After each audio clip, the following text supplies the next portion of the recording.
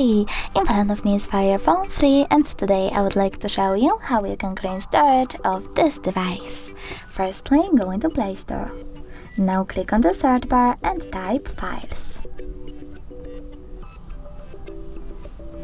Then you need to download this free app from Google and open it. Choose Continue over here and tap on Allow. Now you need to select Clean at the bottom left corner. Wait a bit and tap on Clean under Junk Files. Now click on Clean over here, and as you can see, storage of my device was successfully cleaned. Thanks so much for watching. If you enjoyed this video, leave a like, comment and subscribe. Bye!